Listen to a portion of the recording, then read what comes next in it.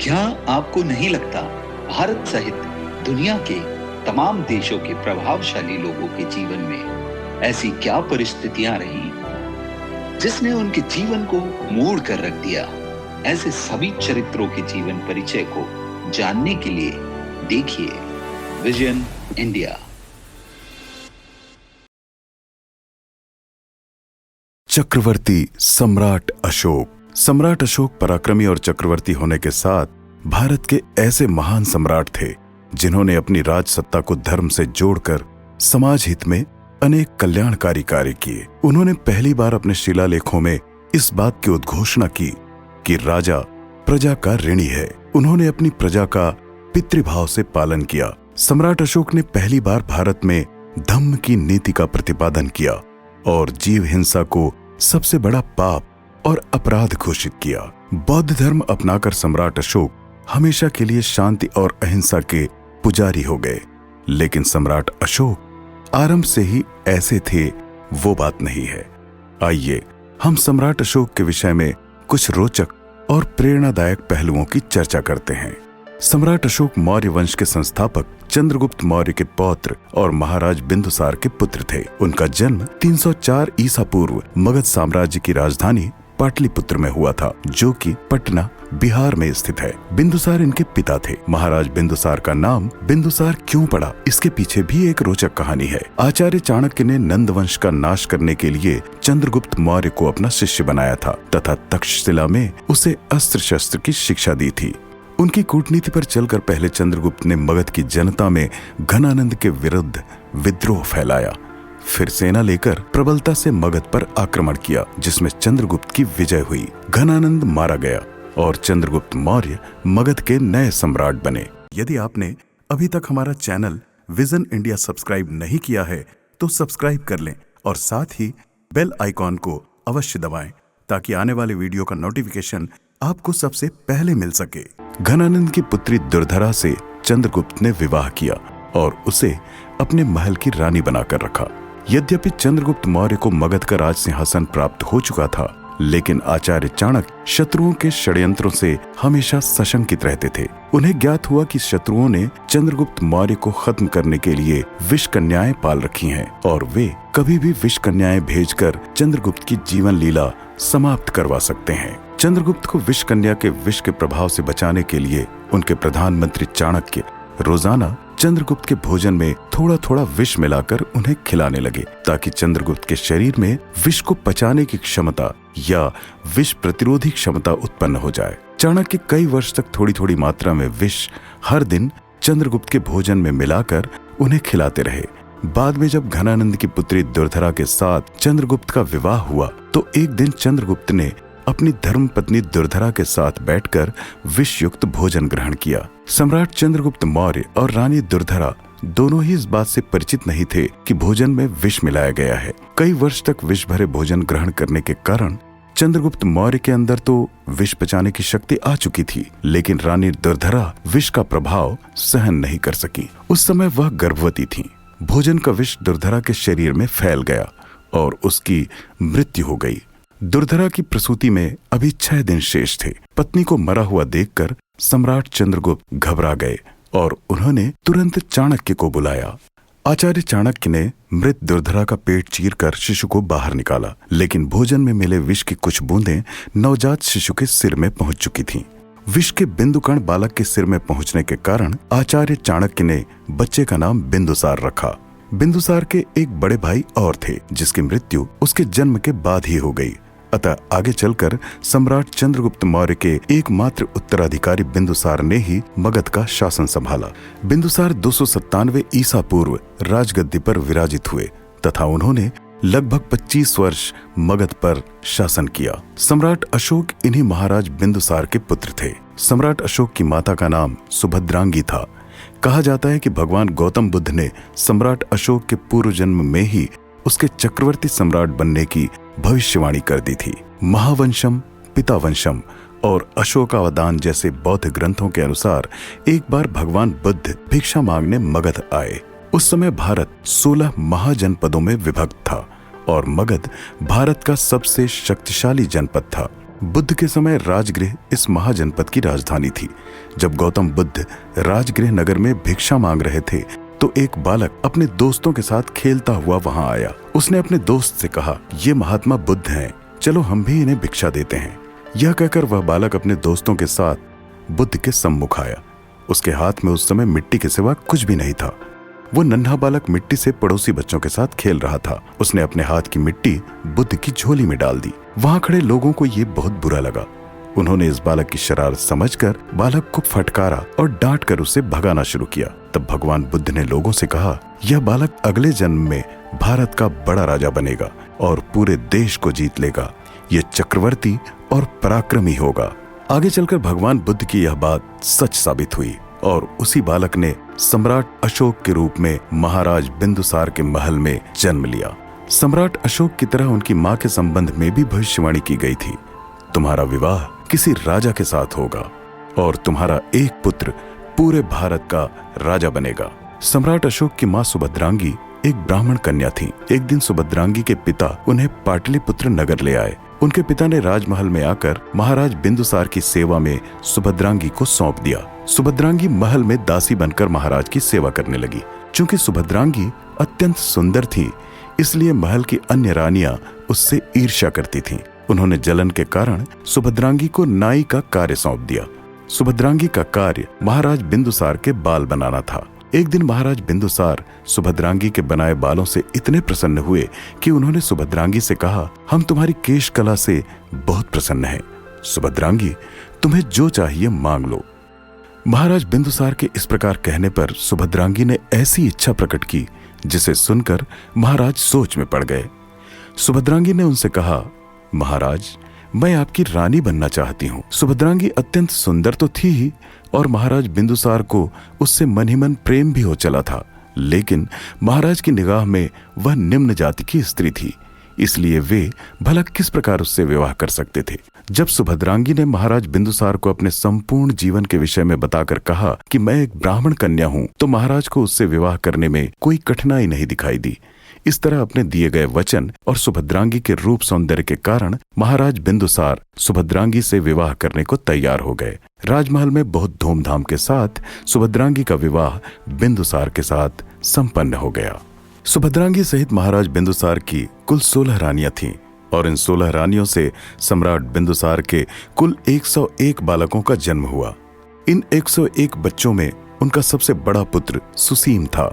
रानी सुभद्रांगी ने अपनी कोख से 2 पुत्रों को जन्म दिया, जिनमें से एक का नाम अशोक था और दूसरे पुत्र का नाम बीताशोक या विगत शोक था, जिसे तिष्य भी कहा जाता है। वह अशोक का छोटा भाई था। रानी सुभद्रांगी बहुत सुंदर थीं, इसलिए सम्राट बिंदुसार यह आशा करते थे कि उनकी कोख से जन्मा हुआ बालक भी सुंदर होगा। लेकिन जब राजमहल में सम्राट अशोक का जन्म हुआ तो महाराज बिंदुसार को बड़ी निराशा हुई और दुख भी हुआ। अशोक एक बदसूरत बालक थे और उनकी त्वचा रूखी थी। जैसे ही बिंदुसार ने अशोक को देखा तो घृणा से मुंह फेर लिया। उनके मुख से निकला, यह कैसा बालक है, इतना बदसूरत? क्या एक राजा के पुत्र को ऐसा होना चाहिए? लोग इसकी शक्ल सूरत देखेंगे तो क्या कहेंगे कि भारत के सम्राट बिंदुसार का बेटा है, राजकुमार है। हटाओ मेरे सामने से इस क्रूर बालक को। महाराज की गोद में नवजात शिशु देने आई दासियां डर के मारे भयभीत होकर चली गईं। उन्होंने बच्चा रानी की गोद में दिया। रानी सुभद्रांगी ने अपने पुत्र को बहुत प्यार दिया।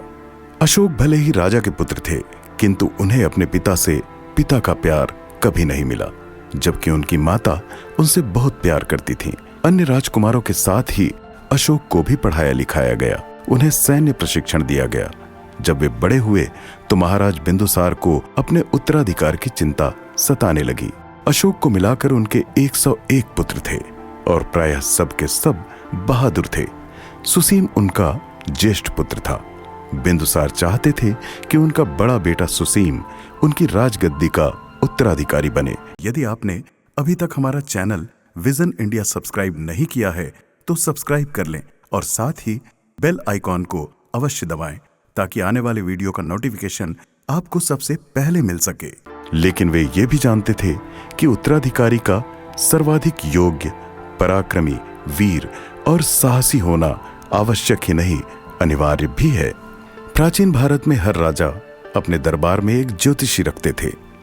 वह अपने ज्योतिषीय आंकड़ों से भविष्य का ठीक ठीक अनुमान लगाकर राजा का मार्गदर्शन करते थे। महाराज बिंदुसार के दरबार में भी पिंगल वत्स नाम के एक ज्योतिषी थे। सम्राट बिंदुसार ने अपने राज्य के उत्तराधिकारी को लेकर ज्योतिषी पिंगल वत्स से पूछा, मेरा कौन सा बेटा मेरे राज्य का उत्तराधिकारी बनेगा? पिंगल वत्स ने कुछ क्षण सोचकर उत्तर दिया, आप अपने सभी पुत्रों से उत्तराधिकार की योग्यता की परीक्षा लीजिए। जो उस परीक्षा में सबसे ज्यादा सफल होगा उसी को आप अपना उत्तराधिकारी घोषित करें। राज्योत्सी पिंगल वत्स की बात मानकर महाराज बिंदुसार ने एक प्रतियोगिता का आयोजन किया। सम्राट बिंदुसार अपने छोटे पुत्र अशोक से बहुत घृणा करते थे और वे कभी नहीं चाहते थे कि उनका बदसूरत पुत्र अशोक उनके सिंहासन पर कभी विराजित हो। जब महाराज बिंदुसार के पुत्रों ने प्रतियोगिता के विषय में सुना तो वे सभी प्रतियोगिता स्थल पर जाने के लिए तैयार होने लगे। अशोक ने भी अपनी मां से कहा, मां, पिताश्री ने अपना उत्तराधिकारी चुनने के लिए एक प्रतियोगिता का आयोजन किया है। वे मुझसे घृणा करते हैं। क्या मैं इस प्रतियोगिता में भाग लेने जाऊं? मां सुभद्रांगी ने अपने बेटे के सिर पर स्नेहाशीष का हाथ फेरते हुए कहा, बेटा, तुम मेरे सबसे योग्य पुत्र हो। तुम इस प्रतियोगिता में भाग लेने अवश्य जाओ और विजयी होकर लौटो। मां सुभद्रांगी अपने संबंध में की गई इस भविष्यवाणी को भूली नहीं थी कि एक दिन उनका एक बेटा भारत का सम्राट बनेगा। मां को विश्वास था कि मेरा पुत्र अशोक एक दिन मगध का राजा बनेगा। इसलिए सुभद्रांगी ने पूरे निश्चय के साथ अपने पुत्र अशोक को प्रतियोगिता में भाग लेने के लिए भेजा। जिस समय अशोक प्रतियोगिता में भाग लेने प्रतियोगिता स्थल की ओर आ रहे थे, तभी रास्ते में उन्हें महाराज बिंदुसार के मंत्री राधागुप्त मिले। राधागुप्त का सम्राट अशोक को भारत का शासक बनाने में बहुत बड़ा योगदान रहा था। उन्होंने मगध का शासक बनने में अशोक की सबसे अधिक सहायता की थी। जिस तरह आचार्य चाणक्य ने चंद्रगुप्त मौर्य को भारत का राजा बनाया था, उसी तरह मंत्री राधागुप्त ने अशोक को भारत का सम्राट बनाया था। कुछ लोगों का मानना है कि राधागुप्त आचार्य चाणक्य के पौत्र थे, उनके ही वंश और कुल के थे। इसलिए राधागुप्त का चाणक्य जैसा ही चालाक और तेज दिमाग था और वे हर प्रकार की कूटनीति में निपुण थे। उन्हें साम दाम दंड भेद आदि हर प्रकार से चाणक्य की भांति अपना कार्य बनवाना आता था। वे सम्राट बिंदुसार के दरबार में मंत्री थे और जब सम्राट अशोक मगध के शासक बने तो वे उनके दरबार में प्रधानमंत्री बनाए गए। मंत्री राधागुप्त हाथी पर सवार होकर प्रतियोगिता देखने जा रहे थे। जैसे ही उन्हें रास्ते में अशोक जाते हुए दिखाई दिए, उन्होंने अशोक को अपने हाथी पर बिठा लिया और कहा, चलिए, मैं भी वहां जा रहा हूं। जब सभी राजकुमार प्रतियोगिता स्थल में आ पहुंचे तो योग्यता की परीक्षाएं आरंभ हुई। ये परीक्षाएं कई प्रकार की थीं। महाराज बिंदुसार के बड़े बेटे सुसीम सहित कई राजकुमारों ने इस प्रतियोगिता में सफलता पाई और राजकुमार अशोक ने भी हर प्रतियोगिता सफलतापूर्वक जीती। चूंकि अशोक सहित अनेक राजकुमार इस प्रतियोगिता में विजयी हुए थे, इसलिए इस बात का पूरा निर्णय नहीं हो सका कि सबसे उत्तम, योग्य और श्रेष्ठ राजकुमार कौन है जिसे उत्तराधिकारी घोषित किया जाए। महाराज बिंदुसार भी असमंजस में थे। अंततः उन्होंने अपने सलाहकार पिंगल वत्स से पूछा, राज ज्योतिषी जी, आप ही बताइए कि इनमें से मेरा कौन सा पुत्र मेरे इस साम्राज्य का उत्तराधिकारी बनने के योग्य है।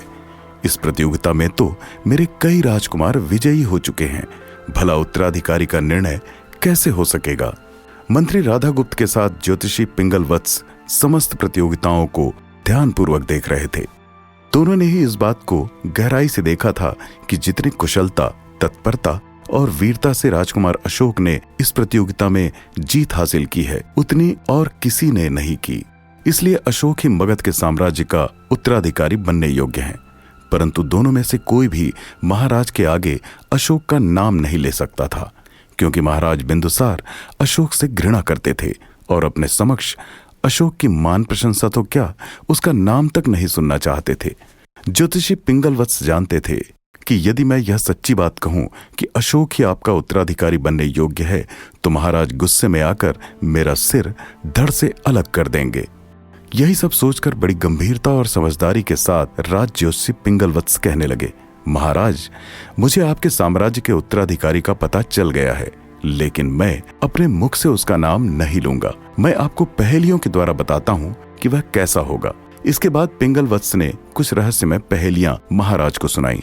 इन पहेलियों का अर्थ था कि जिसका आसन सबसे अच्छा होगा, जिसकी सवारी सबसे अच्छी होगी, जिसका बर्तन सबसे अच्छा होगा और जिसका खान पान सबसे अच्छा होगा, वही आपका उत्तराधिकारी बनेगा। प्रतियोगिता की क्रीड़ा भूमि पर खड़े महाराज बिंदुसार के सभी 101 राजकुमारों ने राज ज्योतिषी पिंगल वत्स की यह बात सुनी और पहेली के अर्थ के अनुसार किसी ने भी अपने आप को उत्तराधिकारी होने के योग्य नहीं पाया। लेकिन अशोक उस पहेली को सुनकर बहुत प्रसन्न हुए, क्योंकि वे पहेली के सारे गूढ़ रहस्यों को समझ चुके थे। वे मंत्री राधागुप्त के साथ हाथी पर सवार होकर रंगभूमि में आए थे, इसलिए उनकी सवारी सबसे अच्छी थी। वे प्रतियोगिता स्थल पर आकर धरती पर बैठे, क्योंकि वे अपने आप को धरती पुत्र मानते थे। भला धरती से अच्छा आसन कौन सा हो सकता था। इसी तरह उनका खान पान सबसे अच्छा था, अर्थात शुद्ध शाकाहारी था, क्योंकि वे एक ब्राह्मण माँ की संतान थे और उनकी माँ उन्हें सबसे श्रेष्ठ बर्तन में आहार खिलाती थी। इस तरह पिंगल वत्स की पहेली के अनुसार अशोक में उत्तराधिकारी बनने के सारे लक्षण उपस्थित थे। प्रतियोगिता स्थल पर अन्य सभी राजकुमार तो अपने अपने घोड़ों पर सवार होकर आए थे, लेकिन अशोक ही हाथी जैसी सर्वश्रेष्ठ सवारी पर बैठ कर आए थे। इसलिए महाराज बिंदुसार को भी इस बात का कुछ अनुमान हो चला था कि पिंगल वत्स का संकेत अशोक की ओर है, जिसे मैं अपने साम्राज्य का उत्तराधिकारी कभी स्वप्न में भी बनाना नहीं चाहता। प्रतियोगिता के अंतिम दिन महाराज बिंदुसार ने असमंजस की अवस्था में किसी राजकुमार को अपना स्पष्ट उत्तराधिकारी घोषित नहीं किया। ज्योतिषी पिंगल वत्स की पहेलियों से उनके मन में इस बात का डर बैठ गया कि कहीं अशोक सचमुच ही मगध का राजा न बन जाए। महाराज बिंदुसार का प्रेम अपने सबसे बड़े पुत्र सुसीम की ओर था और वे उसी को मगध का उत्तराधिकारी घोषित करना चाहते थे। वे चाहते थे कि अशोक मेरे साम्राज्य के विभिन्न प्रांतों में होने वाले विद्रोह का दमन करने में उलझ जाए और मैं अवसर पाकर अपने चहेते बड़े पुत्र सुसीम को मगध का उत्तराधिकारी घोषित कर दूं। कुछ दिन बाद तक्षशिला में सम्राट बिंदुसार के विरुद्ध विद्रोह खड़ा हो गया। बिंदुसार ने अशोक को अपने पास बुलाकर कहा, पुत्र अशोक, तुम एक योग्य सेनापति हो। तक्षशिला में लोग हमारे विरुद्ध विद्रोह करने पर उतर आए हैं। तुम शीघ्र ही सेना लेकर तक्षशिला पहुंचो और यदि तुम विद्रोह का दमन करने में सफल हो गए तो हम तुम्हें उज्जैन का शासनाधिकारी बना देंगे। यह बात 286 ईसा पूर्व की है। तब राजकुमार अशोक की उम्र केवल 18 वर्ष थी। अशोक को तक्षशिला भेजने के पीछे महाराज बिंदुसार का षड्यंत्र था। इस षड्यंत्र के तहत उन्होंने अशोक के साथ सेना तो भेजी, लेकिन सैनिकों को हथियार नहीं दिए। अशोक के सेनापति ने अशोक से कहा, राजकुमार, महाराज ने हमें सेना तो दी, किंतु हमारे सैनिकों को हथियार नहीं दिए। अब हम किस तरह तक्षशिला के विद्रोहियों का दमन कर सकेंगे। बहादुर अशोक ने अपने सेनापति को अभय बनाते हुए बुलंद आवाज में कहा, हथियार हमको धरती से मिल जाएंगे। धरती फटेगी और हम पाताल से हथियार निकाल लेंगे। जब अशोक अपनी सेना लेकर तक्षशिला पहुंचे तो सचमुच अशोक को धरती से हथियार मिल गए, क्योंकि युद्ध हुआ ही नहीं।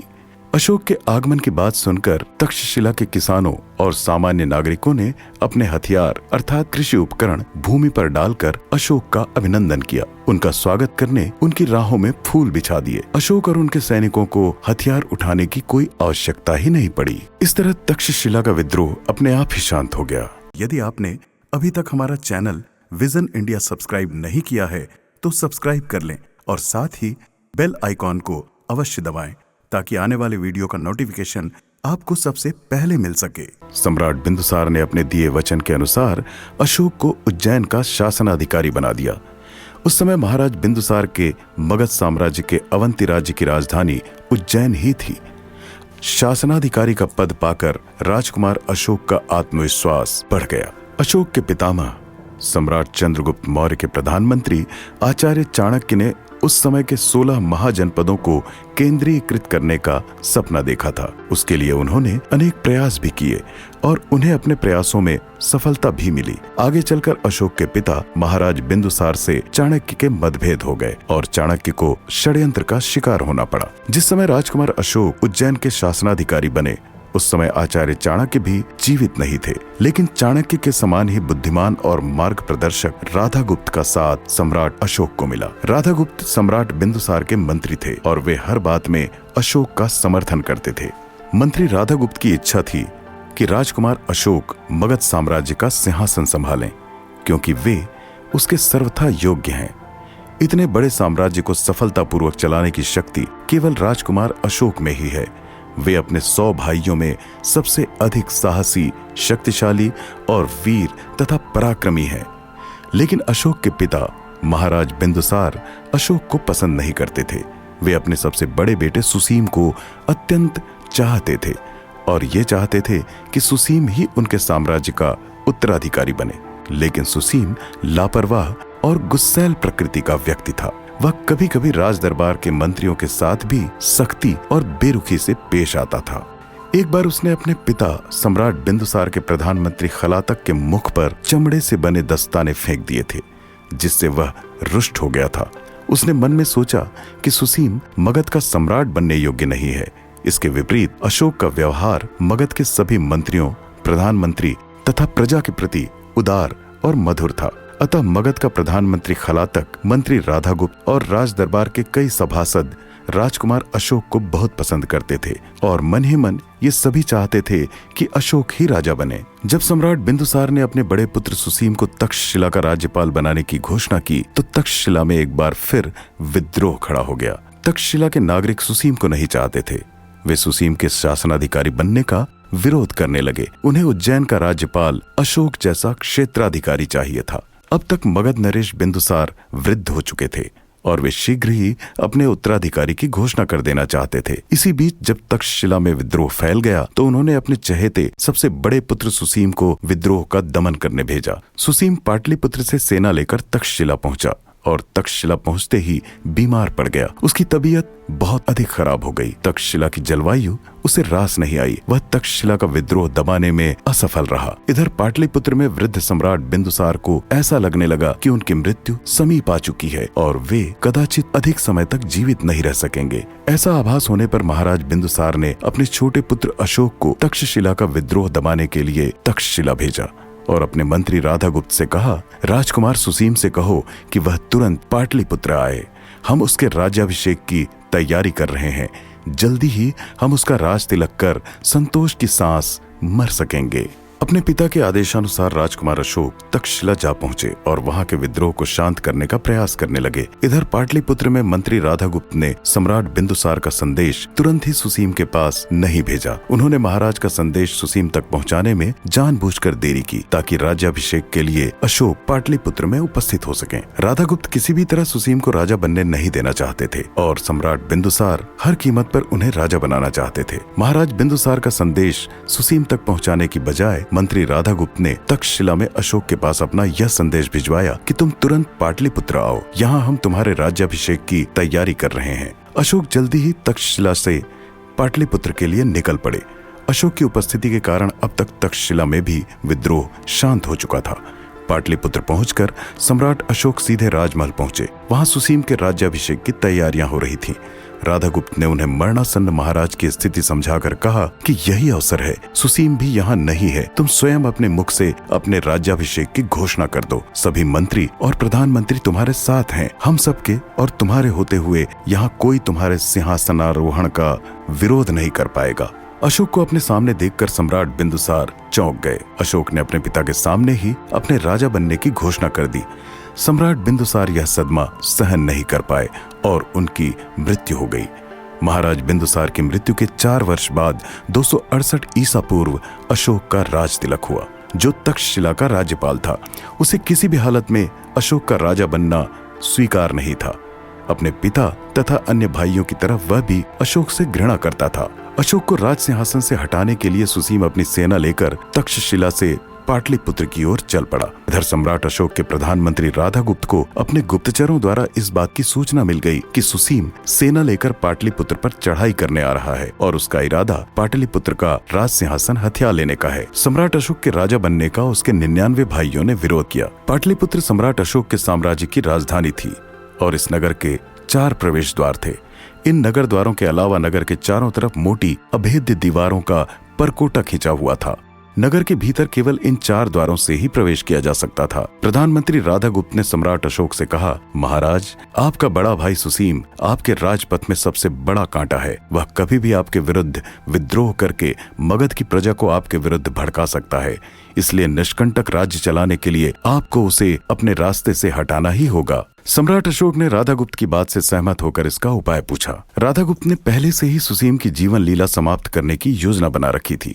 जैसे ही उसे पता चला कि सुसीम ने पाटलिपुत्र पर हमला करने का इरादा कर लिया है और वह सेना लेकर तक्षशिला से पाटलिपुत्र के लिए रवाना होने वाला है, तो षड्यंत्र के तहत प्रधानमंत्री राधागुप्त ने पाटलिपुत्र नगर के पूर्वी प्रवेश द्वार के आगे चौड़े मैदान में बड़े बड़े गड्ढे खुदवाने आरंभ कर दिए। उन सभी गड्ढों में राधागुप्त ने बहुत सारा कोयला डलवा दिया। उसके बाद उन कोयलों में आग लगवा दी और उन गड्ढों को मिट्टी से ढांक दिया गया। वह मिट्टी सतह से ऊपर सामान्य भूमि प्रतीत होती थी, लेकिन उनके नीचे बड़े बड़े गड्ढे और धधकते कोयले थे। ऊपर मिट्टी पड़ी होने के कारण कोयलों में आग भीतर ही भीतर सुलगती रही। यह सब करने के बाद जैसे ही सुसीम की सेना पाटलिपुत्र नगर के समीप पहुंची, प्रधानमंत्री राधागुप्त ने सम्राट अशोक से कहा, महाराज, आक्रमणकारी दुश्मन का मुकाबला करने के लिए नगर के चारों प्रवेश द्वारों पर हमारे 4 पराक्रमी सेनापति अपने अपने सैनिकों की टुकड़ियों के साथ शत्रु को हराने के लिए मुस्तैद खड़े हैं। मेरा सुझाव है कि आप पूर्वी द्वार की कमान संभालें। लेकिन पूर्वी द्वार ही क्यों? सम्राट अशोक ने पूछा। प्रधानमंत्री राधागुप्त बताने लगे, क्योंकि सुसीम के मन में केवल आपके प्रति ही बैर और विरोध का भाव है।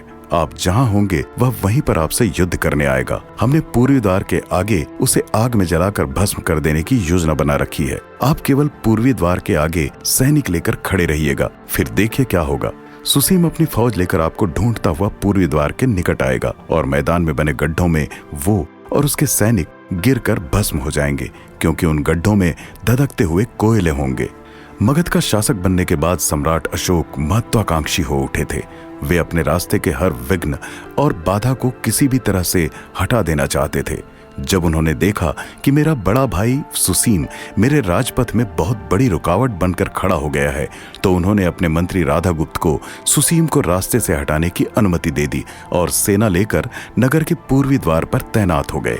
जैसे ही सुसीम अपनी फौज लेकर पाटलिपुत्र नगर के करीब आया, तो उसने अपने गुप्तचरों से अशोक और उसके सैनिकों की स्थिति का पता लगवाया। तक्षशिला के गुप्तचरों ने सुसीम को बताया कि मगध नरेश सम्राट अशोक सेना लेकर नगर के पूर्वी द्वार पर आपका मुकाबला करने के लिए तैयार खड़े हैं। तब सुसीम ने अपनी फौज को पूर्वी द्वार की ओर बढ़ाया और प्रबलता से नगर द्वार पर हमला करने का आदेश अपने सैनिकों को दिया। जैसे ही वह अपने सैनिक लेकर पूर्वी द्वार के निकट आया, वह जलते हुए कोयलों के दलदल में गिरकर जल गया और उसके साथ उसके कई सैनिक भी उन गड्ढों में गिरकर भस्म हो गए। जो सैनिक बच गए वे अपनी जान बचाकर उल्टे पैर भाग गए। इस तरह सम्राट अशोक के रास्ते का सबसे बड़ा कांटा उनके हथियार चलाए बिना ही मारा गया।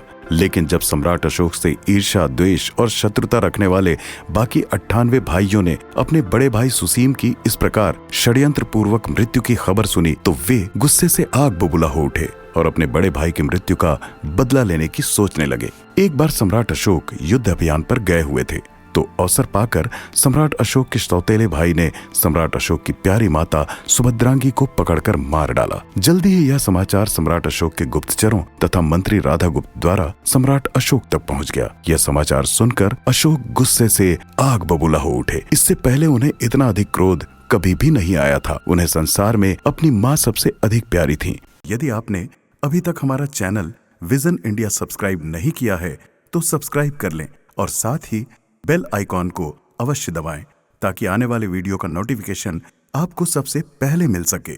अपनी मां की हत्या की खबर सम्राट अशोक बर्दाश्त नहीं कर सके और युद्ध अभियान अधूरा छोड़कर उसी समय अपनी राजधानी पाटलिपुत्र लौट आए। पाटलिपुत्र आकर वे सीधे अपने राजमहल पहुंचे और एक एक करके उन्होंने अपने सभी सौतेले भाइयों की हत्या कर डाली, क्योंकि उन्हें पता चला था कि उनके इन्हीं क्रूर निर्दयी भाइयों ने उनकी निरपराध मां को मार डाला है। जब तक अशोक ने अपने सभी 98 भाइयों की हत्या न कर दी, उन्होंने अपनी तलवार म्यान में नहीं रखी। उनका बड़ा सौतेला भाई सुसीम पहले ही मारा जा चुका था। पाटलिपुत्र और संपूर्ण मगध साम्राज्य में उनके विरुद्ध षड्यंत्र रचने वाला और उन्हें चुनौती देने वाला अब कोई भी शेष न रहा। सम्राट अशोक का अब केवल सगा भाई तिष्य अर्थात बीताशोक ही जीवित बचा था। अपने सौतेले भाइयों की हत्या करने के बाद सम्राट अशोक हिंसक हो उठे थे। वे शीघ्रातिशीघ्र अपने साम्राज्य की सीमाओं का बहुत अधिक विस्तार कर लेना चाहते थे। उनका इरादा भारत का चक्रवर्ती सम्राट बनने के साथ संसार के अनेक देशों का शासक बनने का भी था। सम्राट अशोक ने अपने 98 भाइयों का वध करके उनके शवों को एक कुएं में डलवा दिया था। वह कुआं आज भी है और उसे अगम कुआं कहा जाता है। इस कुएं के समीप देवी शीतला माता का स्थान है, जहां श्रद्धालु आकर शीतला माता की पूजा करते हैं। माना जाता है कि यहाँ शीतला माता के प्रताप से बीमार लोगों को उनकी बीमारी से छुटकारा मिल जाता है। इसके कारण इस कुएं के जल को चमत्कारी माना जाता है। इस ऐतिहासिक कुएं का निर्माण महाराज सम्राट अशोक के शासनकाल में ही किया गया था और मान्यता है कि आज तक यह कुआं कभी भी नहीं सूखा है। मगध का शासक बनने के बाद युद्ध और आक्रामक नीति से सम्राट अशोक ने अपने साम्राज्य का और भी अधिक विस्तार करना आरंभ किया। साम्राज्य की विस्तारवादी नीति को अपनाते हुए सम्राट अशोक 8 सालों तक लगातार युद्धों में व्यस्त रहे। आज के संपूर्ण भारत, पाकिस्तान, अफगानिस्तान, नेपाल और बांग्लादेश के अधिकतर भाग पर सम्राट अशोक ने कब्जा कर लिया था। यह विशाल मौर्य साम्राज्य उस समय से लेकर आज तक का सबसे बड़ा भारतीय साम्राज्य था। अपनी महान विजयों के कारण सम्राट अशोक का चक्रवर्ती राजा बनने का सपना अब पूरा हो चुका था। प्राचीन काल में चक्रवर्ती राजा उस नरेश को कहा जाता था जो 1000 योजन क्षेत्र पर शासन करता हो। 1 योजन 7 किलोमीटर के बराबर होता है। इस प्रकार 1000 योजन के क्षेत्रफल पर शासन करने वाला चक्रवर्ती सम्राट 7000 किलोमीटर तक फैले साम्राज्य का अधिकारी होता था। सम्राट अशोक को अपने युद्ध अभियान और शासन में सफलता इसलिए मिली क्योंकि उनके पास हाथियों की बड़ी सेना थी और मगध की भूमि भी उपजाऊ थी। लोहे की कई खदानें मगध में थीं। इसके अलावा मगध की जनता समझदार भी थी। इन सब कारणों से सम्राट अशोक का मगध साम्राज्य दिनों दिन प्रगति और उन्नति करता हुआ सुख समृद्धि पाने लगा। लेकिन सम्राट अशोक की साम्राज्य विस्तार लिप्सा अभी शांत होने वाली नहीं थी। वे अपने साम्राज्य का विस्तार करने के साथ अपने विरोधियों और विद्रोहियों का सख्ती के साथ दमन करते थे। सम्राट अशोक का हिंसक रूप देखकर उनके कुछ अधिकारी भी उग्र और हिंसक बन गए थे। सम्राट अशोक के विरुद्ध जो भी आवाज उठी थी वे उसका कठोरता पूर्वक दमन करते थे। कहा जाता है कि सम्राट बनने के बाद अशोक ने पैराडाइज हेल अर्थात स्वर्गिक नरक नामक एक जगह बनाई थी। दिखने में ये जगह बहुत ही सुंदर थी, लेकिन यहाँ गद्दारों, विरोधियों और विद्रोहियों को बुरी तरह से प्रताड़ित किया जाता था। इस स्थान का अधिकारी चंदागिरी था। अपने नाम के विपरीत वह बड़ा ही कठोर, क्रूर और निर्दयी था। सम्राट अशोक के विरुद्ध बोलने वालों की वह बहुत अच्छी तरह खबर लेता था और हमेशा हमेशा के लिए उनका मुंह बंद कर देता था। वैसे तो सम्राट अशोक भारत के चक्रवर्ती सम्राट थे, लेकिन उनकी कुछ दासियां उन्हें छूना भी पसंद नहीं करती थीं, क्योंकि सम्राट अशोक दिखने में अभी भी बहुत अच्छे नहीं थे और उनकी त्वचा भी बहुत रूखी थी। राजमहल में वे कई दासियों से घिरे रहते थे, किंतु अधिकांश दासियां उनसे मन ही मन घृणा करती थीं। ऐसी कई दासियों को सम्राट अशोक ने क्रोधित होकर जीवित अवस्था में ही जलवा दिया था। सम्राट अशोक ने 5 विवाह किए। उनकी 5 रानियों से उन्हें 6 संतानें प्राप्त हुईं। इनमें से 4 पुत्र और 2 पुत्रियां थीं। इनके 3 पुत्रों के नाम महेंद्र, तीवल और कुणाल थे तथा पुत्रियों के नाम संघमित्रा तथा चारुमती था। सम्राट अशोक की 5 रानियों से 4 के नाम देवी, कारुवाकी, पद्मावती और तिष्यरक्षिता आदि थे। कारुवाकी सम्राट अशोक की दूसरी महारानी थी, जिसके पुत्र का नाम तीवल था।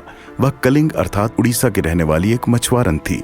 अशोका फिल्म में कारुवाकी को कलिंगा राज्य की एक अनाथ राजकुमारी दिखाया गया है, जो सम्राट अशोक के आक्रमण के विरुद्ध कलिंग राज्य की एक सेना टुकड़ी का संचालन करती है। तिष्यरक्षिता सम्राट अशोक की वह रानी थी जिसने बोधि वृक्ष को कटवाया था और वह बौद्ध धर्म के समर्थन में नहीं थी। यह रानी स्वभाव से अत्यंत कामातुर थी। सम्राट अशोक की दूसरी रानी के पुत्र कुणाल की सुंदर आंखों पर मुग्ध होकर उसने कुणाल के सामने अपने प्रणय का प्रस्ताव रखा।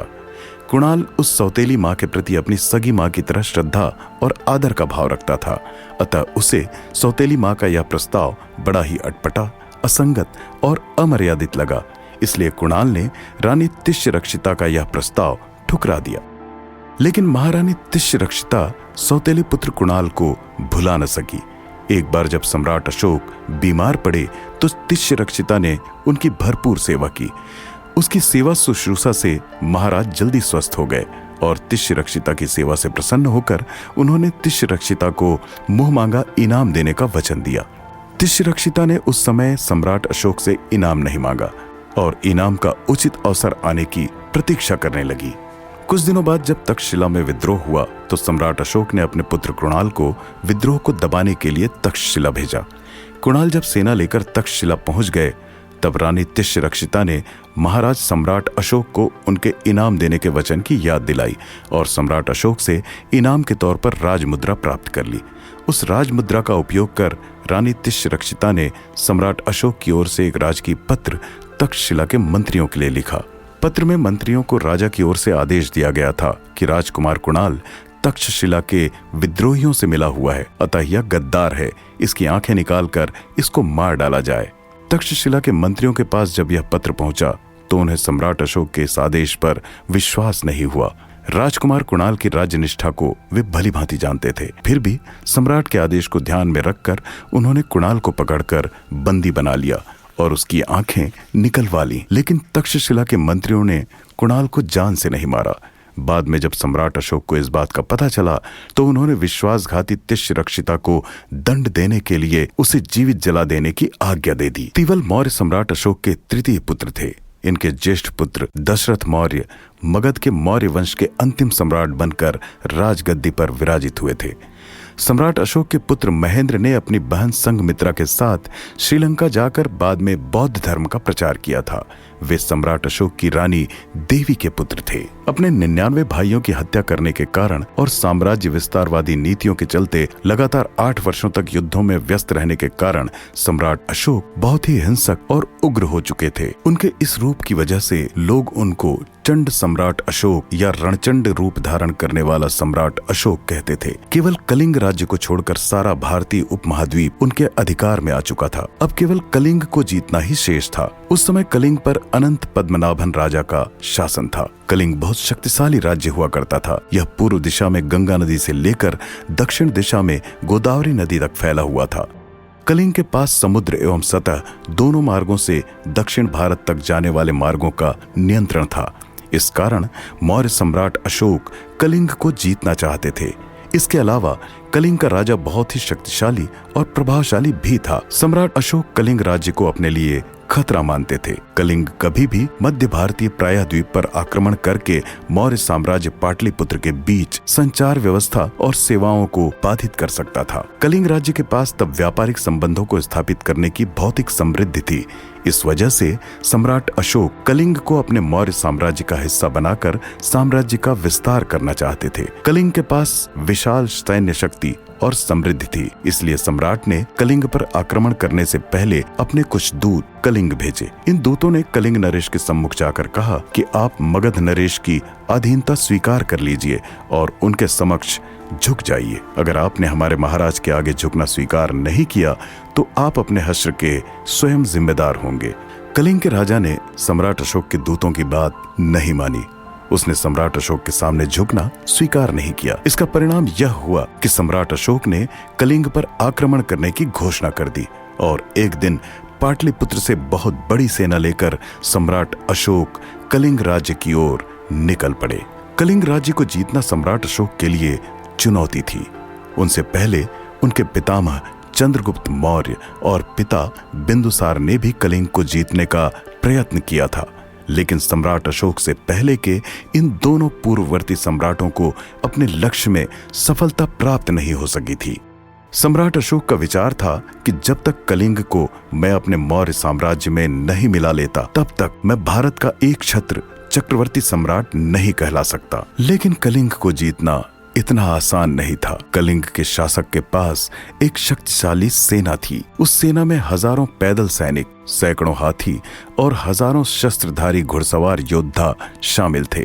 कलिंग राज्य बंगाल की खाड़ी से सटा भारत के पूर्वी समुद्र तट का एक स्वतंत्र सामंती राज्य था।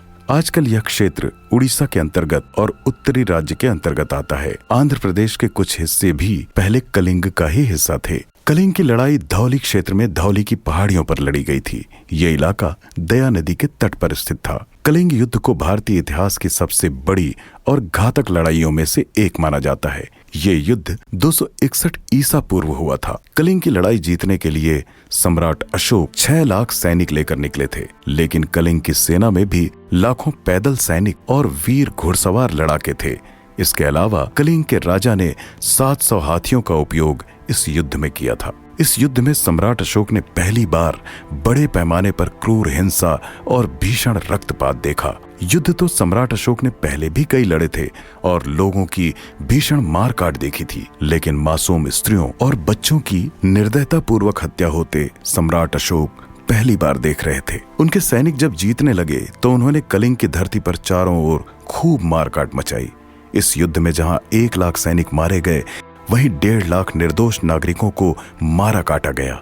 सम्राट अशोक ने युद्ध भूमि में स्त्रियों को अपने पुत्र और पति की लाशों के ऊपर रोते सिसकते तथा मगध नरेश सम्राट अशोक को बददुआएं देते हुए देखा।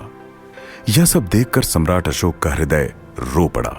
उनकी अंतरात्मा निर्दोष नागरिकों और मासूम बालक व स्त्रियों के शव देखकर कराह उठी। अंदर ही अंदर सम्राट अशोक टूटने लगे। उनकी अंतरात्मा उन्हें धिक्कारने लगी। जब उनके सेनापति उन्हें यह खबर सुनाते कि हम जीत रहे हैं, तो सम्राट अशोक का हृदय ये समाचार सुनकर प्रसन्न होने की बजाय और भी अधिक टूटता जाता। कई सालों तक युद्ध लड़ते लड़ते वे परेशान हो चुके थे। कलिंग की युद्ध पीड़ित जनता उन्हें कोस रही थी और बद्दुआएं दे रही थी। उनकी कराहें व सिसकियों के स्वर सुनकर सम्राट अशोक यह सोचने पर विवश हो गए कि आखिर मैं किसे प्रसन्न करने के लिए ये लड़ाइयां लड़ रहा हूं।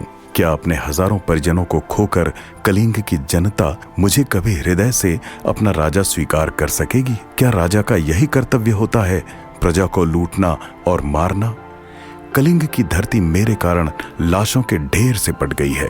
इस युद्ध में मेरे कारण कितने ही निर्दोष लोगों का खून बहा, जिनका इस युद्ध से कोई संबंध नहीं था। मेरे सैनिकों ने बड़ी बेरहमी से उन्हें मार डाला। मासूम बच्चों और सामान्य गृहिणी स्त्रियों को भी नहीं छोड़ा। क्या ऐसा जनसंहार करके मैं इस देश का लोकप्रिय राजा बन सकता हूं? नहीं नहीं, यह सब गलत है। यह क्रूरता है, पशुता है, अमानवीयता है। सम्राट अशोक की सेना कलिंग युद्ध जीतकर अपनी राजधानी पाटलिपुत्र तो लौटी, किंतु सम्राट अशोक अब पहले जैसे सम्राट अशोक नहीं रह गए थे। उनका हृदय बदल चुका था। पहले वह केवल अपने साम्राज्य की वृद्धि के बारे में ही सोचते थे, किंतु अब सम्राट अशोक मानवता के विषय में, मानव जीवन के बारे में विचार करने लगे। एक दिन निग्रोध नाम का एक बौद्ध भिक्षु सम्राट अशोक के दरबार में आया।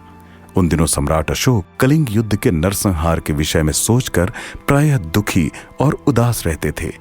कलिंग की विधवा महिलाओं की कराहें, वृद्ध स्त्रियों की बद्दुआएं उन्हें रात में ठीक से सोने नहीं देती थीं। राजमहल के सभी ऐशो आराम उन्हें फीके लगने लगे थे। जो दासियां पहले उनकी सेवा में सदैव उपस्थित रहती थीं, उन दासियों को उन्होंने अपने से दूर कर दिया था। यहाँ तक कि अपनी रानियों से भी वह ठीक से बात नहीं करते थे और उखड़े उखड़े रहते थे। उनका अंतर्मन पूरी तरह से बेचैन था। कलिंग युद्ध में मारे गए लाखों नागरिकों, महिलाओं तथा मासूम बच्चों की मौत का जिम्मेदार वे स्वयं को मानते थे। भीतर से उनका मन अत्यंत ही दुखी और अशांत था। वे शांति प्राप्त करना चाहते थे। ऐसे में जब बौद्ध भिक्षु निग्रोध उनके दरबार में आया, तो उनके हृदय को कुछ शांति मिली। सम्राट अशोक ने निग्रोध को आदरपूर्वक ऊंचे आसन पर बिठाया। उन्होंने निग्रोध से कहा कि मेरा मन बड़ा बेचैन है, मुझे शांति चाहिए। तब बौद्ध भिक्षु निग्रोध ने सम्राट अशोक को बौद्ध धर्म का शांति उपदेश दिया और भगवान बुद्ध के विषय में बताया। उस बौद्ध भिक्षु की बातें सुनकर सम्राट अशोक के मन को शांति मिली तथा उनके भीतर की बेचैनी मिट गई। जब बौद्ध भिक्षु निग्रोध धर्म का उपदेश देकर सम्राट अशोक के दरबार से चले गए, तो सम्राट अशोक के दरबारियों ने सम्राट अशोक को बताया कि यह बौद्ध भिक्षु और कोई नहीं, आपका भतीजा है। यह आपके दिवंगत बड़े भाई सुसीम का पुत्र है। पिता की मृत्यु के बाद इसे अपने घर और संसार से वैराग्य हो गया था और यह भगवान बुद्ध की शरण में चला गया था। तब से यह भगवान बुद्ध के शांति अहिंसा के उपदेशों का पालन करता है और साधना व धर्म प्रचार में अपना जीवन बिताता है। संसार से इसका मोह भंग हो गया है, राग द्वेष मिट गया है। जब सम्राट अशोक ने यह सुना तो उन्हें बहुत आश्चर्य हुआ और गहरा दुख व पश्चाताप हुआ। दुख और पश्चाताप इस बात का कि मैंने क्रोध में आकर अपने 99 भाइयों को मार डाला, और आश्चर्य इस बात का कि मैंने इसके पिता को मारा था।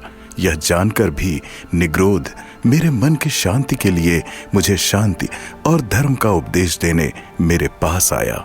यह सचमुच कितना महान है। इसने अपने पिता के हत्यारे को क्षमा कर दिया। जिस धर्म ने इसको क्षमाशील बनाया वह धर्म सचमुच महान है। मुझे भी उस महान धर्म की शरण में अवश्य जाना चाहिए। सम्राट अशोक ने निग्रोध से पूछा था, हे भिक्षु, तुम इतने शांत कैसे रहते हो? निग्रोध ने कहा, हम बौद्ध धर्म के सिद्धांतों का पालन करते हैं, भगवान बुद्ध की शिक्षाओं को मानते हैं, हम अष्टांगिक मार्ग अपनाते हैं। आप भी इस शील का पालन करिए, आपके मन को भी शांति अवश्य प्राप्त होगी। इसके बाद सम्राट अशोक ने निर्णय ले लिया कि वह युद्ध और रक्तपात को त्याग कर भगवान बुद्ध की शरण में जाएंगे और बौद्ध धर्म की दीक्षा लेंगे। शीघ्र ही सम्राट अशोक ने बौद्ध भिक्षु उपगुप्त से बौद्ध धर्म की दीक्षा ली और बौद्ध धर्म को अपना लिया। जब सम्राट अशोक ने बौद्ध धर्म को अपनाया तो किसी पर भी बौद्ध धर्म अपनाने का दबाव नहीं डाला। वे सार्वजनिक जगहों पर किसी पर भी बौद्ध धर्म अपनाने के लिए दबाव नहीं डालते थे। वे कहते थे, मेरा धर्म बौद्ध है, लेकिन मेरी जनता का धर्म बौद्ध नहीं है। मेरी प्रजा अपनी स्वेच्छा के अनुसार अपने धर्म का पालन कर सकती है। सम्राट अशोक ने बहुत ही शालीनता के साथ बौद्ध धर्म को अपनाया था और बौद्ध धर्म अपनाने के बाद उन्होंने कभी भी किसी के ऊपर अत्याचार अथवा बल प्रयोग आदि नहीं किया था। बौद्ध धर्म अपनाने के बाद सम्राट अशोक अपनी राजधानी और साम्राज्य में बौद्ध भिक्षुओं को बहुत आदर देने लगे, किंतु इसका यह अर्थ कदापि नहीं था कि बौद्ध धर्म में दीक्षित होने के बाद वे अपने साम्राज्य में जीवन यापन करने वाले ब्राह्मणों तथा अन्य मतावलंबियों से किसी प्रकार का कोई घृणा, ईर्ष्या अथवा द्वेष रखते हों। उनके मन में सभी धर्मों, संप्रदायों व मत वाले लोगों के प्रति आदर व सत्कार का भाव था। सम्राट अशोक ने बौद्ध धर्म ग्रहण करने के पश्चात अपनी राजधानी पाटलिपुत्र में तीसरी बौद्ध संगीति का आयोजन किया। इस संगीति का आयोजन कलिंग युद्ध के 10 वर्ष बाद 251 ईसा पूर्व में पाटलिपुत्र के सम्राट अशोक राम नामक स्थान पर हुआ। इस तृतीय बौद्ध महासभा की अध्यक्षता विद्वान मोगली पुत्र तिष्य ने की थी। महात्मा बुद्ध के परिनिर्वाण के कुछ समय बाद ही उनके उपदेशों को संग्रहित करने, उनका पाठ या वाचन करने के उद्देश्य से बौद्ध धर्म की संगीति या सम्मेलन की प्रथा चल पड़ी थी। संगीति का अर्थ था साथ साथ गाना। प्रथम बौद्ध संगीति 483 ईसा पूर्व में मगध की प्रथम राजधानी राजगृह में हुई थी। दूसरी संगीति का आयोजन 383 ईसा पूर्व में वैशाली नगर में किया गया था। बौद्ध धर्म अपनाने से पहले सम्राट अशोक एक उग्र व हिंसक शासक के रूप में प्रसिद्ध थे, लेकिन कलिंग युद्ध ने उनके जीवन की दिशा बदल दी और बौद्ध धर्म अपनाने के बाद वे महानता के पथ पर आगे बढ़ने लगे। ऐसा माना जाता है कि जिस तरह सम्राट अशोक ने अपने जीवन काल में बौद्ध धर्म को अंगीकार किया था, उसी तरह उनके पितामह चंद्रगुप्त मौर्य ने भी जीवन काल में कई मठ और स्तूप बनवाए थे। सम्राट अशोक ने भी अनेक बौद्ध मठ, स्तूप, भवन और स्तंभों का निर्माण करवाया। सम्राट अशोक द्वारा बनवाए गए मठ और स्तूप राजस्थान के बैराठ नामक स्थान पर पाए गए हैं। सांची में भी एक स्तूप सम्राट अशोक द्वारा बनवाया गया है। स्तूप और बौद्ध मठों के अलावा सम्राट अशोक ने कई शिलालेख भी बनवाए।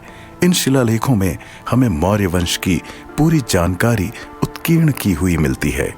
पुरातत्ववेत्ताओं को सम्राट अशोक के लगभग 40 शिलालेख अलग अलग स्थानों पर प्राप्त हुए हैं।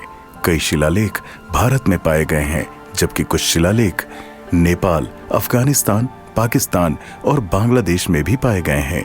ये सभी देश पहले सम्राट अशोक के राज्य का हिस्सा थे। एक शिलालेख मध्य प्रदेश के जबलपुर जिले के रूपनाथ नामक स्थान पर पाया गया है। जयपुर के बैराठ नामक स्थान पर भी सम्राट अशोक का शिलालेख मिला है। इस तरह मस्की कर्नाटक के रायपुर जिले में, येर्रागुड़ी आंध्र प्रदेश के कुर्नूल जिले में और जौगढ़ उड़ीसा के गंजम जिले में, धौली उड़ीसा के गंजम जिले में, गुजर्रा मध्य प्रदेश के दतिया जिले में, राजुल मंडागिरी कर्नाटक के चित्रदुर्ग जिले में, गांधी मठ कर्नाटक के रायचूर जिले में, सहसराम बिहार के शाहाबाद जिले में, सिद्धपुर कर्नाटक के चित्रदुर्ग जिले में, अहरौरा उत्तर प्रदेश के मिर्जापुर जिले में और दिल्ली में पाए गए हैं। सम्राट अशोक जैसा धार्मिक सहिष्णु शासक इतिहास में कोई विरला ही पाया जाता है।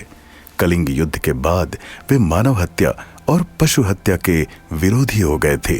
वे जनता से सदैव कहते थे, जियो और जीने दो।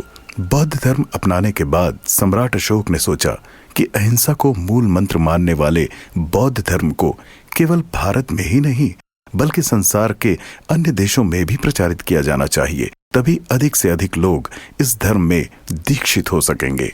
सम्राट ने अपने दूत बौद्ध धर्म के प्रचार के लिए श्रीलंका, नेपाल, सीरिया और अफगानिस्तान भी भेजे। सम्राट अशोक ने अपने पुत्र महेंद्र और पुत्री संघमित्रा को भी धर्म के प्रचार के लिए विदेशों में भेजा।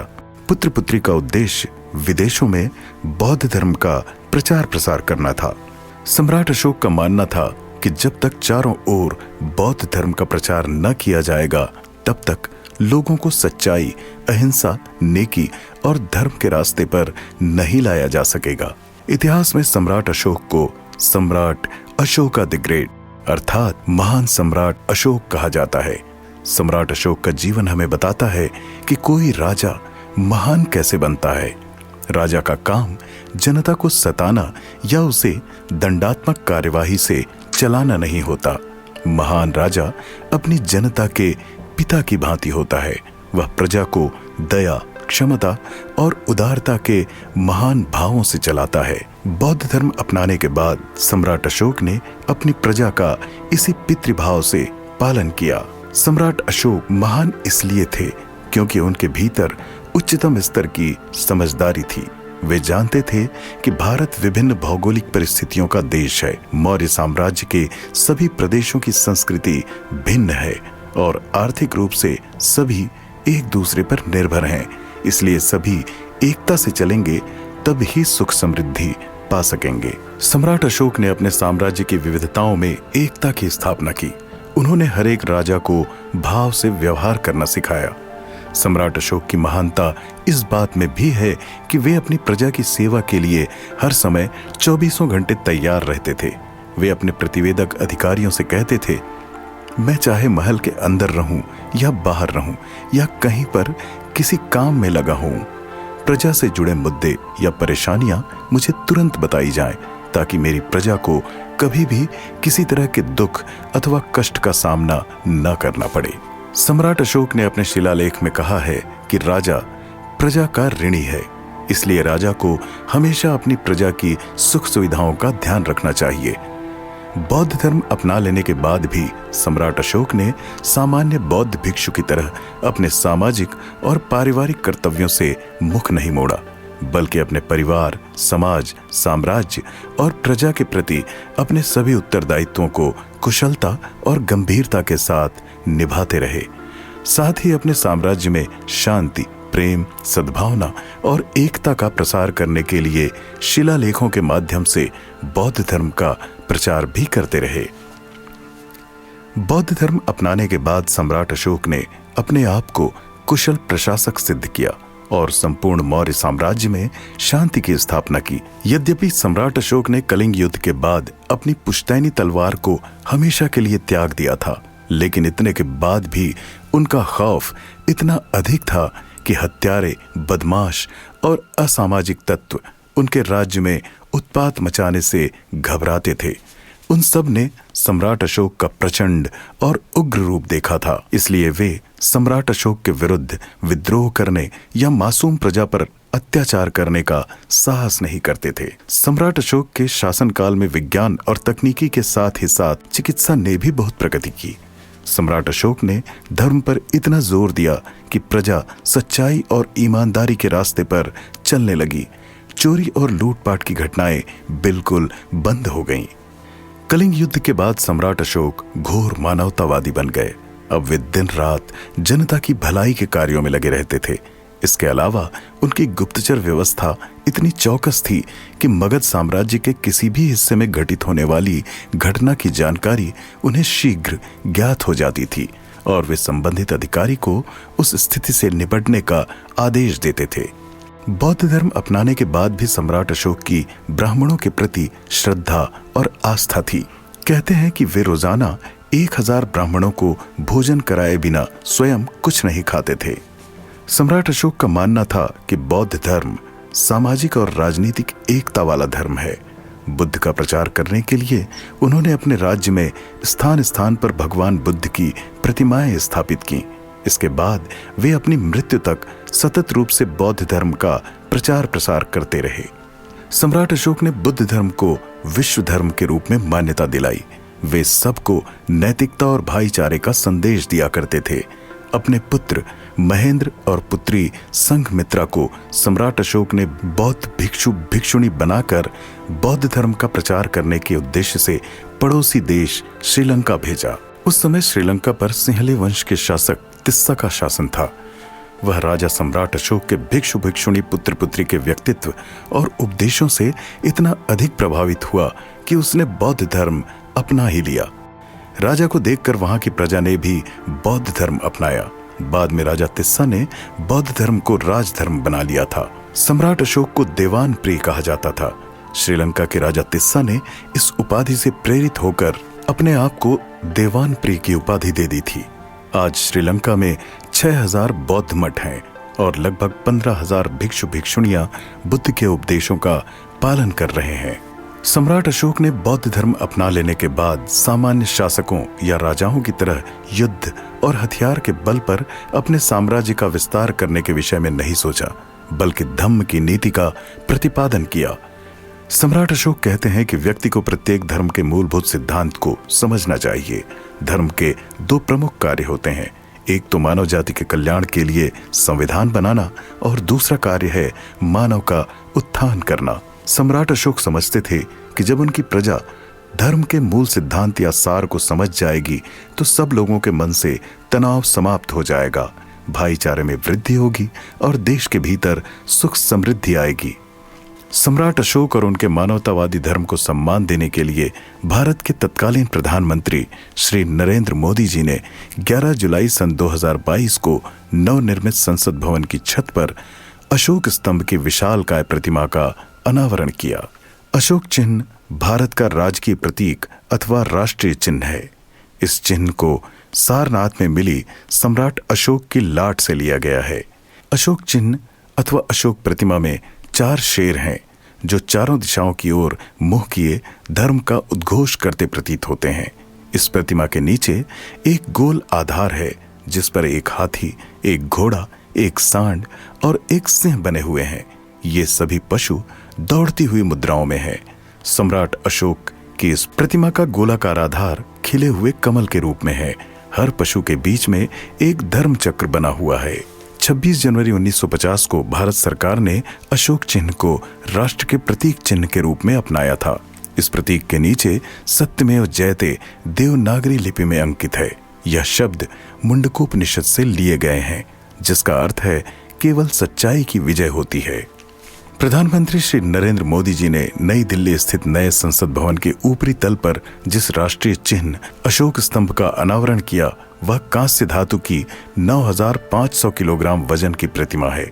इस प्रतिमा को सहारा देने के लिए 6,500 किलो की स्टील संरचना का निर्माण किया गया है। अशोक स्तंभ के चक्र की कुल 24 तीलियां समय के 24 घंटों का और मनुष्य के गुणों का प्रतीक है। यह चक्र देश के चहुमुखी विकास, प्रगति, निरंतरता और कर्तव्य की प्रेरणा देता है। सम्राट अशोक ने अपने सारनाथ स्थित अशोक स्तंभ पर सिंह इसलिए लगवाए थे क्योंकि भगवान बुद्ध को सिंह या निर्भयता का पर्याय माना जाता है। सारनाथ में भगवान बुद्ध ने जो धर्मोपदेश दिया था उसे सिंह गर्जना के नाम से जाना जाता है। यही कारण था कि सम्राट अशोक ने अशोक स्तंभ में सिंहों की आकृति को महत्व दिया। अशोक चिन्ह भारत का राष्ट्रीय चिन्ह है। इस महत्वपूर्ण और गौरवपूर्ण चिन्ह का प्रयोग केवल भारत के संवैधानिक पद पर आसीन व्यक्ति ही कर सकते हैं। इनमें भारत के राष्ट्रपति, उपराष्ट्रपति, प्रधानमंत्री, केंद्रीय मंत्री, राज्यपाल, उपराज्यपाल, न्यायपालिका और सरकारी संस्थाओं के उच्च अधिकारी हैं। रिटायर होने के बाद कोई भी पूर्व अधिकारी, पूर्व मंत्री, सांसद अथवा विधायक बिना अधिकार के इस राष्ट्रीय चिन्ह का प्रयोग नहीं कर सकते। कानून के अंतर्गत यदि कोई नागरिक अशोक स्तंभ का गलत प्रयोग करता है तो उसे 2 साल की कैद और 5,000 रुपये तक जुर्माना भरना पड़ सकता है। सम्राट अशोक दान में बहुत रुचि लेते थे। वे वृद्धावस्था तक अपने राजकोष के धन का गरीब और जरूरतमंद लोगों को दान करते रहे। जब सम्राट अशोक मृत्यु के समीप थे तब भी उन्होंने दान करना नहीं छोड़ा। लगभग 40 वर्ष लंबे और महत्वपूर्ण उपलब्धियों से परिपूर्ण गौरवशाली शासनकाल के बाद सन 232 ईसा पूर्व वृद्धावस्था एवं अस्वस्थता के कारण सम्राट अशोक की मृत्यु हुई। अपनी मृत्यु से पहले सम्राट अशोक ने अपने समस्त प्रियजनों को धर्म के प्रति समर्पित कर दिया था। सम्राट अशोक आसमान में चमकने वाले ऐसे ध्रुव तारे की तरह थे जो अपने शासनकाल से लेकर आज पर्यंत विश्व गगन में चमक रहे हैं और सदैव चमकते रहेंगे। उन्होंने राष्ट्रहित के लिए जो त्याग किए, जो महान कार्य किए, वैसा कोई भी नहीं कर सकता। ऐसे देवान प्रिय प्रियदर्शी महान चक्रवर्ती सम्राट अशोक की उदारता, महानता और जीव दया की भावना को कोटि कोटि नमन। ये वीडियो आपको कैसा लगा और आगे आप किस विषय अथवा चरित्र के बारे में वीडियो देखना चाहते हैं, कमेंट बॉक्स में अवश्य बताएं।